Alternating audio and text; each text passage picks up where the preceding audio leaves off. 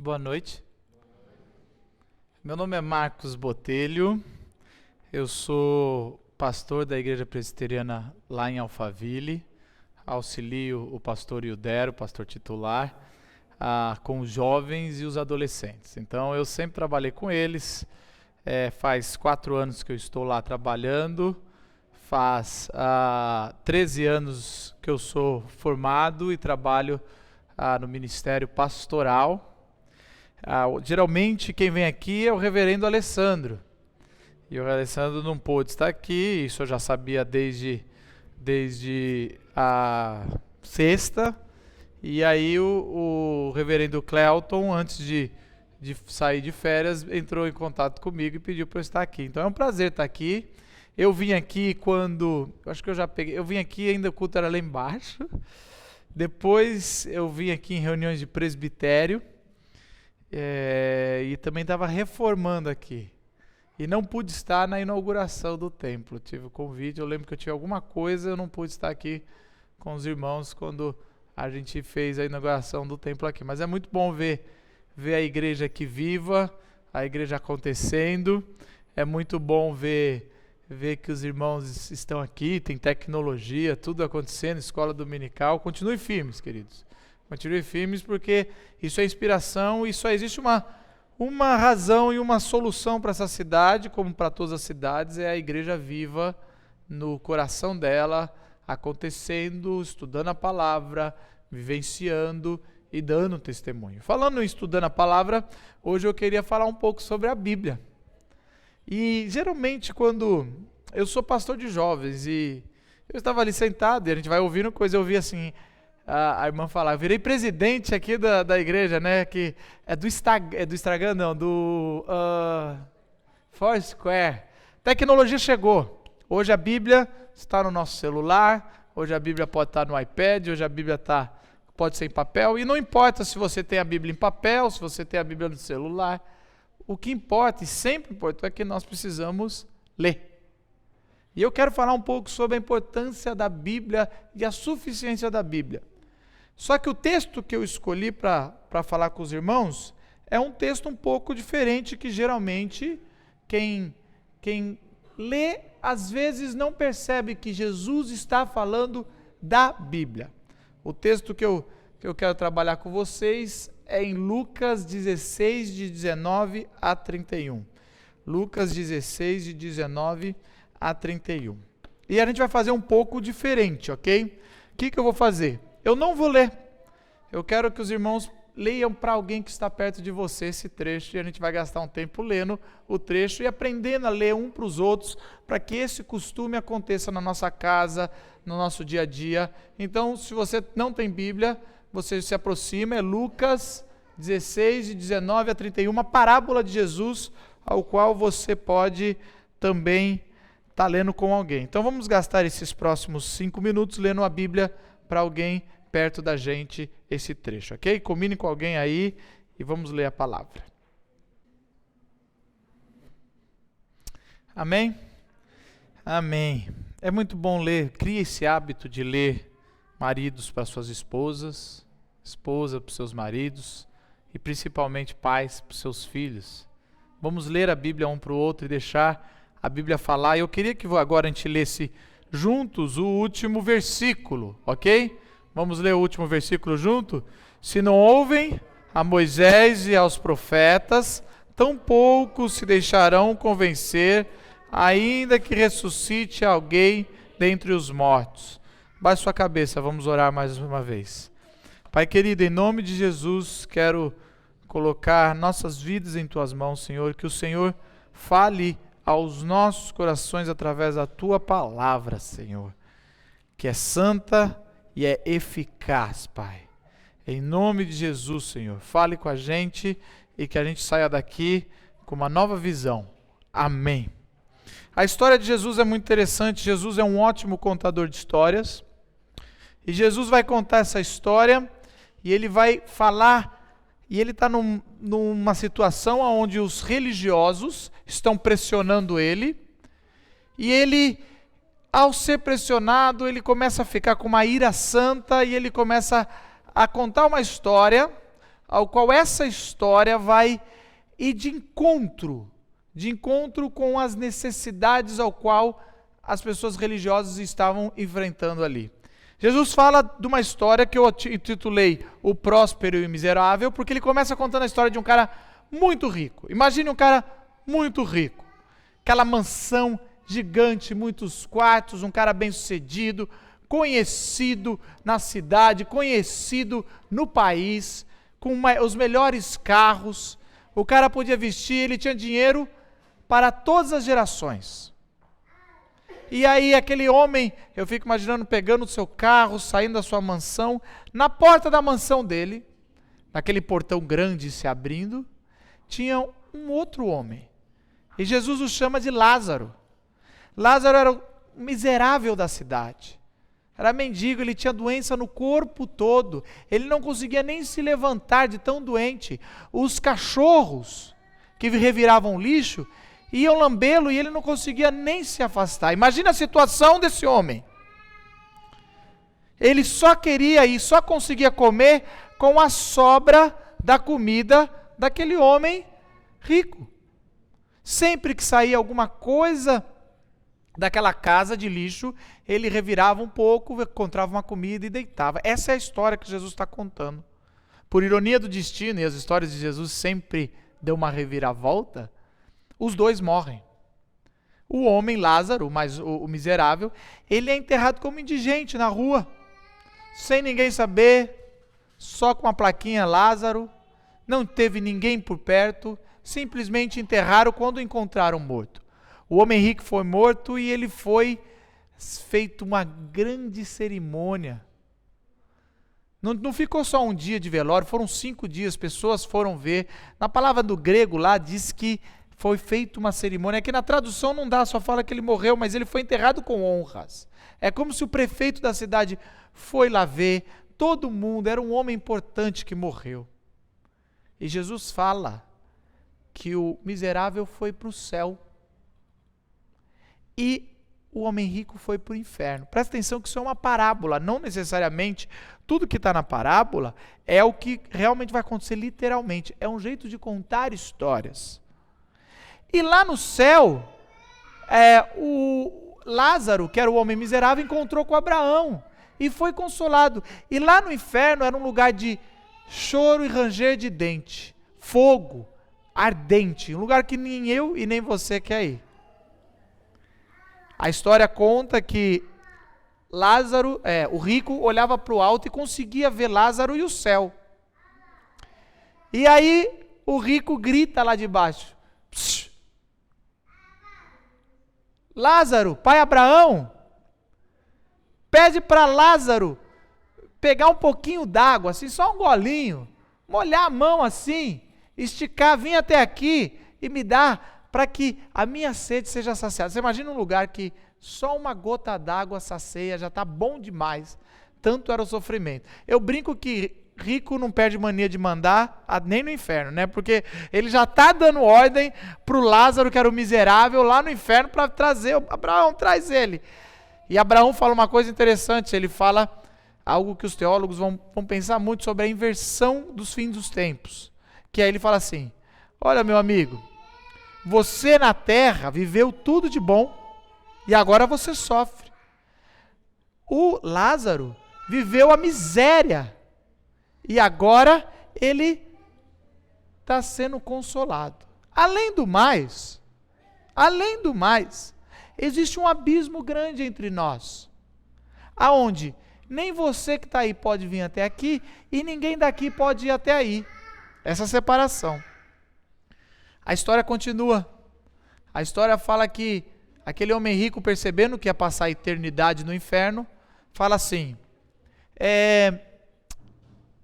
pai Abraão, então faz o seguinte, já que eu vou passar a vida toda aqui, ressuscita Lázaro, para que ele chegue, os meus 5 irmãos que eu ainda tenho, que ainda tem muito dinheiro, vão vê-lo e vão reconhecê-lo.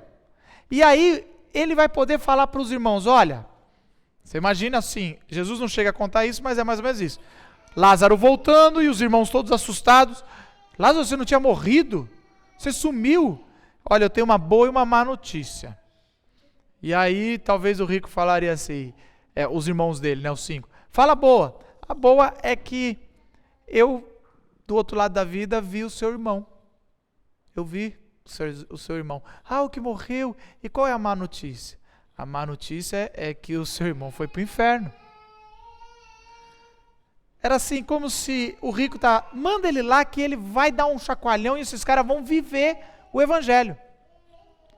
E aí, Abraão fala, não posso, ele já tem Moisés e os profetas. O que é Moisés e os profetas? Sempre que no Novo Testamento alguém fala Moisés e os profetas, eles estão falando, eles têm a lei, porque Moisés trouxe a lei, os profetas, as profecias, eles têm a Bíblia. Eles têm a Bíblia. E aí o rico insiste ainda, falando assim, eu sei que eles têm a Bíblia, mas se alguém vier dos mortos e persuadi-lo, eles vão mudar de vida e não vão vir para cá, para o inferno como eu. E aí Abraão e Jesus acabam a história com esse versículo. Se eles não ouvem a Bíblia, se eles não ouvem Moisés e os profetas, nem se vier alguém entre os mortos vão dar ouvidos. Que história interessante de Jesus. Essa história não é intrigante, gente? Essa é uma história, você fica imaginando se ouvir. Uma das tarefas minhas como pregador, de trazer a palavra para vocês, é fazer vocês terem o ouvido da época. Quem está ouvindo essa parábola? Os religiosos. E toda a história de Jesus tem algo diferente. Vou explicar para vocês. Tem uma inversão na história. Toda a história de Jesus tem um absurdo. Vamos lá. Eu vou lembrar aqui, Lucas 15 tem 3 parábolas, eu vou lembrar. Você lembra de Lucas 15 que fala que um homem tinha 100 ovelhas no deserto? E aí uma sai, o que ele faz? Vai atrás da uma. Ninguém faria isso. Uma pessoa em sã consciência ficaria com as 99. Então Jesus conta uma história que quebra o negócio. Vocês lembram da mulher da dracma perdida? De uma mulher que tinha uma moeda? A moeda valia R$1. Ela perde, ela procura, ela vai à casa e quando ela acha, ela faz o quê? Dá uma festa. A festa custa mais do que R$1 da moeda. Aí você fala assim, mas Jesus... Por exemplo, o pai tem 2 filhos. O filho mais novo faz o quê? Pede a herança. Herança só pede quando o pai morre. Esses absurdos da história são a chave de interpretação para você entender. Sobre o amor do pai, sobre o amor do pastor, sobre o amor da mulher que perde a moeda, sobre o valor dado para as novas coisas. Nessa história tem 3 absurdos que eu queria que você prestasse atenção. Talvez você leu e você não prestou atenção, que é da onde a gente vai tirar as lições de hoje à noite. A primeira é, o pobre recebe o nome e o rico não. Geralmente, e principalmente para um judeu, o rico é que recebe nome. E não o pobre, o miserável. Porque rico, gente, vocês conhecem ricos. Os ricos são famosos, deixam os seus nomes por aí. A gente sabe o nome de muita gente rica. Talvez vocês conheçam o nome das pessoas ricas em Santana de Parnaíba, importante. A gente conhece o nome de pessoas ricas em São Paulo. Pessoas ricas no Brasil. A gente conhece essas pessoas ricas. Mas pobre geralmente não tem nome, a gente não lembra. O cara mais miserável. E Jesus faz questão de inverter. Vou dar nome para o pobre, chama Lázaro. E o rico? Jesus. O rico é o rico, vamos chamar de rico. Eu fico imaginando as pessoas que estão ouvindo a história de Jesus falando, Jesus, qual que é o nome do rico? Não importa, não importa. Olha a segunda coisa interessante dessa história que não é comum. O miserável vai para o céu e o próspero vai para o inferno. Na cultura judaica e um pouco na nossa cultura, quem está bem sucedido é porque Deus está abençoando. E quem está um miserável, gente, com doença de pele, deitado no chão, precisando comer do lixo, é quem Deus está amaldiçoando. E Jesus faz questão de destacar os extremos e falar, olha, na minha história, o miserável vai para o céu e o rico vai para o inferno. É bíblico. Jesus está falando isso. E a terceira coisa muito impressionante dessa história é que o judeu, o religioso da história, vai para o inferno. Por quê? Geralmente a gente sabe se alguém é judeu ou não, como? Pelo nome. Mas Jesus não deu nome para o rico. A gente não tem como ver a etimologia da palavra. Mas, quando o rico está no inferno e vê Abraão, como é que ele chama Abraão? Pai Abraão. Quem é que chama de pai Abraão? Só judeu. Jesus coloca o religioso, o judeu, no inferno. E quem está ouvindo fica com uma raiva de Jesus, falando assim: como é que você faz isso? Como é que você coloca um filho de Abraão, alguém que chama Abraão de pai, no inferno? Essa história vem incomodar a gente e traz algo muito importante para nós. Qual é a nossa garantia? Qual é a sua garantia que você está no caminho certo de Deus? Ontem eu fiz um casamento. Pastor é assim, sábado à noite faz casamento, aí domingo a gente rala bastante fim de semana. E a gente fala uma coisa da aliança muito interessante. Na hora da aliança a gente fala que a aliança não é de ferro porque não é corrente para te aprisionar, não é de madeira que não para apodrecer, é de ouro porque é um metal nobre. E a aliança é a forma visível de que, quando você está longe da sua esposa, você tem um compromisso com Deus, com a esposa. Ou, quando você está longe do seu marido, você tem um compromisso. Quais são as formas visíveis de que alguém é um seguidor no caminho de Cristo? A gente sempre quer formas visíveis. E Jesus, nessa parábola, diz: não é tão visível assim. É muito mais o coração. A primeira visão do mundo, e aí a gente tem que tomar cuidado que isso entra na nossa vida. A visão do mundo é que a imagem ou o nome ou a fama é uma visão. Então a gente geralmente se preocupa tanto com o que os outros vão pensar e esquecemos o que Deus está pensando de nós. Nos preocupamos muito mais com a reputação do que com o caráter. Reputação é importante, mas o caráter é muito mais importante. Aquele homem rico era famoso, bem visto. Mas o mais importante tem que ser o que é dentro de nós. Como é que está você por dentro? Como é você quando ninguém está por perto? Como é você, marido, quando a sua esposa não está por perto? Como é você, esposa, quando seu marido não está por perto? Como é você, filho, quando seu pai não está por perto? Como é você, cidadão, quando o pastor não está por perto? Essa pessoa que é você é o mais importante, mas o mundo quer valorizar a imagem. Parecer para o mundo é mais importante do que ser, não no Evangelho. Jesus fala: nem tudo que parece é. Quando ele tira o nome daquele cara rico, ele fala: não vou honrá-lo com nome, porque nome não importa. Esse nome, a fama, esse prestígio que todo mundo busca. Eu ouvi uma frase que as pessoas passam metade da sua vida buscando fama e a outra metade fugindo dela. É mais ou menos isso. Gastamos tanto tempo com imagem. Outra característica da história que a gente pensa que o mundo fala sobre a visão. Tem um versículo. Diz assim: mas quando você der esmola, que a sua mão esquerda não saiba o que está fazendo à direita. Isso é Jesus falando. Quando você der uma coisa, que ninguém saiba. Deixa eu fazer uma pergunta. Se você vai ajudar um miserável que nem o miserável da história, alguém que não tem nada, doente, e você na hora que está, você pode fazer de duas formas: ou avisar todo mundo que você está ajudando, ou você vai no meio da noite, ajuda, às vezes com uma roupa limpa, uma comida, deixa lá, ele está dormindo, você sai, ele acorda, vê, aí ele: foi você que me deu? Não, foi você que me deu. Ele veste, come. Quando ele não encontrar ninguém quem deu, quem ele vai agradecer? A Deus. Então, obrigado, Senhor, apareceu isso, deve ter sido um anjo. E aí, é como se Jesus está falando aqui que Deus recebeu, e aí quando você chegar lá no céu, Deus vai falar: oi, meu amigo, vai abraçar, vai falar: eu já fiz muita coisa para você, mas tem um agradecimento que alguém fez aqui que é seu. Aí você fala assim: como assim, Jesus?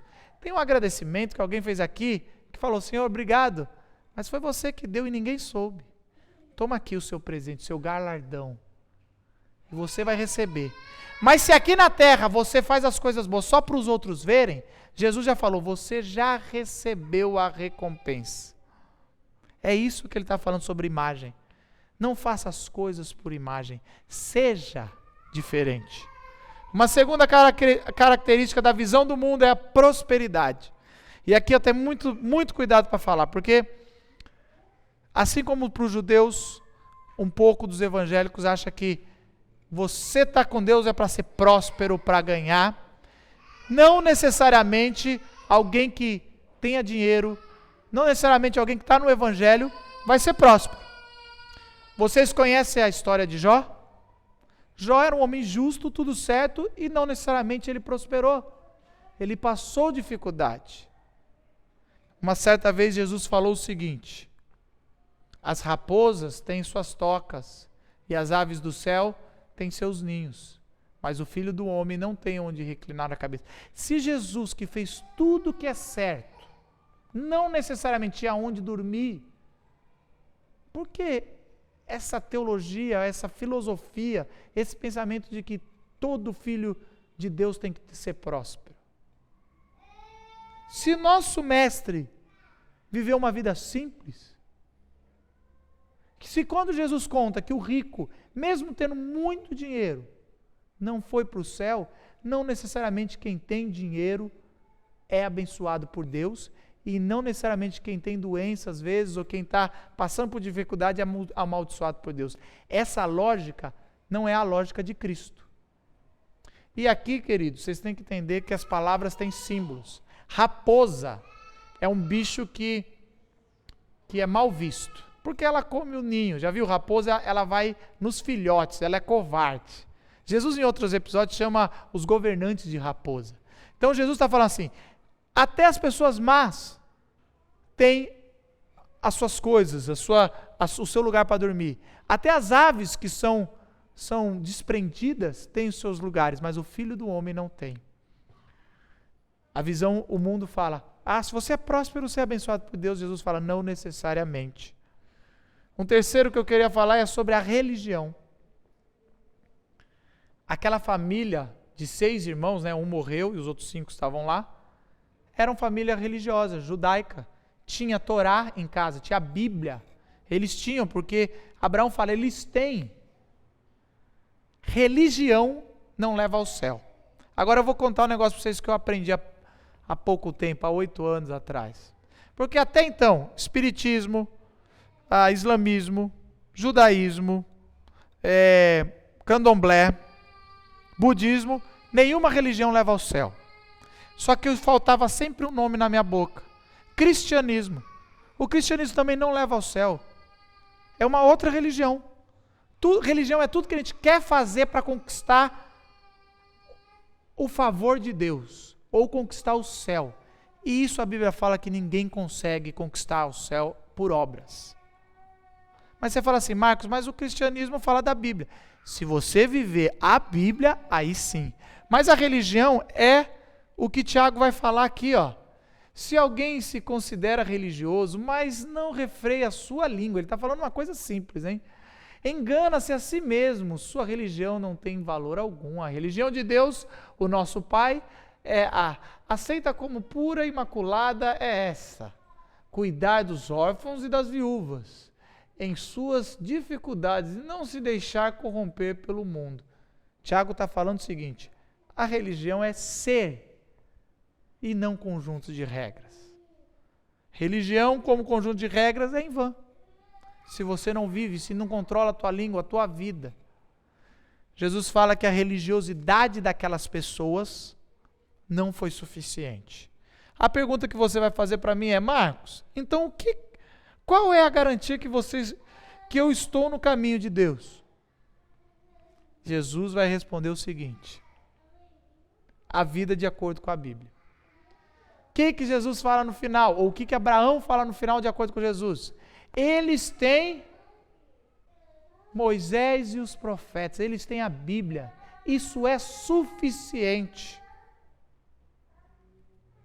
Meus queridos, vocês têm a Bíblia.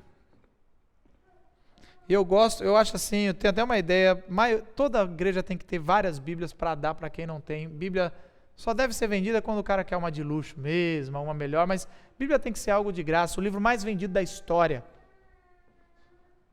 Não chega nem perto, é o maior best-seller. A Bíblia chega, a gente tem Bíblia no celular, Bíblia no computador. Hoje você vai na internet, a Bíblia está lá na internet, você procura no Google, você encontra, você tem a Bíblia no seu quarto, uma Bíblia no seu escritório. Mas a gente tem que ler, porque não adianta ter a Bíblia se a gente não vive de acordo com a Bíblia.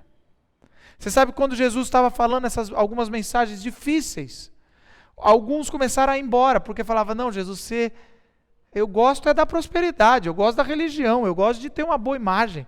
Jesus está falando, não é isso, é muito mais profundo, e alguns começaram a ir embora, e aí Jesus vira para os discípulos falando, vocês também vão embora, eu vou ficar sozinho? Pedro vira para Jesus e fala uma coisa interessante, ele vira e fala assim, Senhor, para quem iremos? Tu tens a palavra de vida eterna, nós cremos e sabemos que és o Santo de Deus. Aonde mais iremos encontrar palavras de vida eterna, senão na palavra de Deus? E para acabar, queridos, o finalzinho, quando o rico pede, Senhor,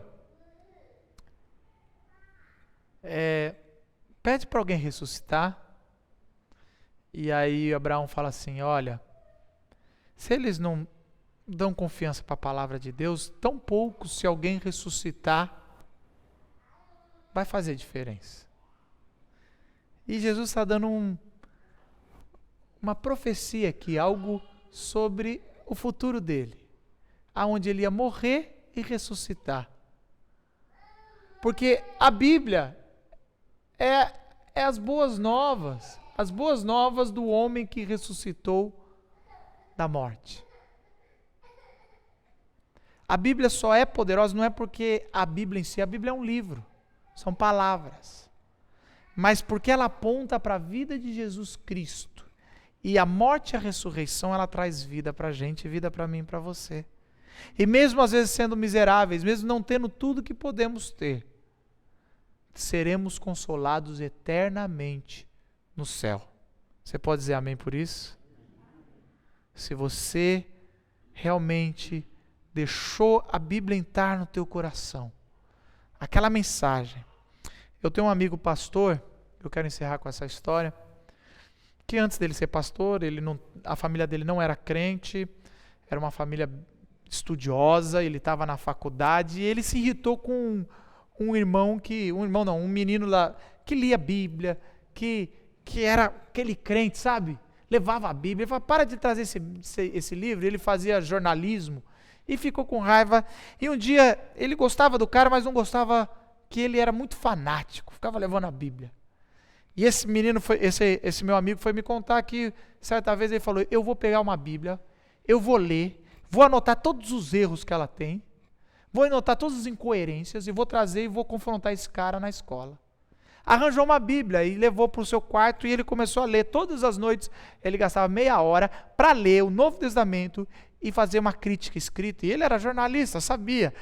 Isso aqui é um absurdo. Ele começou a ler, falar, isso aqui é um outro absurdo. Olha aqui, Jesus cuspindo no chão. Isso aqui... E você sabe o que aconteceu? É muito bom. Depois de 5, 6 dias, ele começou a ler e aquela palavra começou a entrar e mudar a vida dele. E ele conta que uma noite ele estava lendo para anotar e ele começou a reparar que ele estava grifando, não mais para criticar, para aprender. E aí ele sozinho no quarto dele, sem ninguém, ele ajoelha, bota a mão na Bíblia e fala, Senhor, essa palavra eu quero para mim, eu quero essa salvação.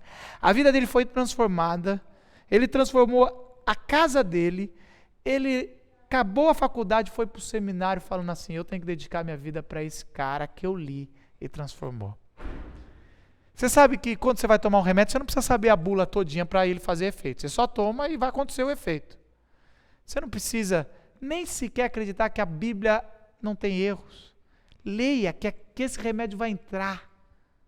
E realmente a Bíblia não tem erros. E ela vai entrar e vai transformar.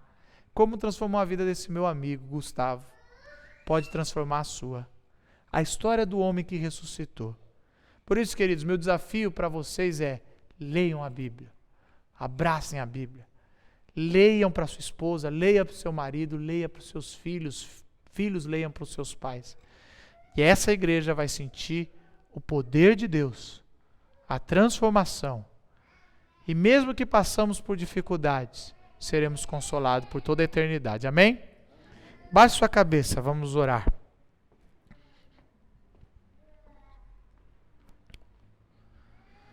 Senhor Jesus, obrigado, Pai, obrigado pela Tua palavra. Obrigado porque a Tua palavra transforma. Obrigado porque a Tua palavra nos regenera, Senhor. Senhor, eu peço perdão porque somos negligentes com a Sua palavra. Não a lemos como deveríamos, não a lemos na quantidade que deveríamos, não nos debruçamos, Pai. Senhor, aonde vamos encontrar a palavra de vida eterna, senão na Tua palavra? Senhor, não deixa a rotina tirar a nossa leitura da palavra. Senhor, que a gente acorde mais cedo, que a gente durma mais tarde, mas que a gente não passe os nossos dias sem ler a palavra. E assim que a graça do nosso Senhor Jesus Cristo, o amor de Deus, o nosso Pai, a consolação e a inspiração do Espírito Santo ao ler a Bíblia, esteja com a sua igreja hoje e sempre. Amém. Amém. Tenha uma boa semana e muito obrigado por vocês me receberem aqui na igreja de vocês. Amém?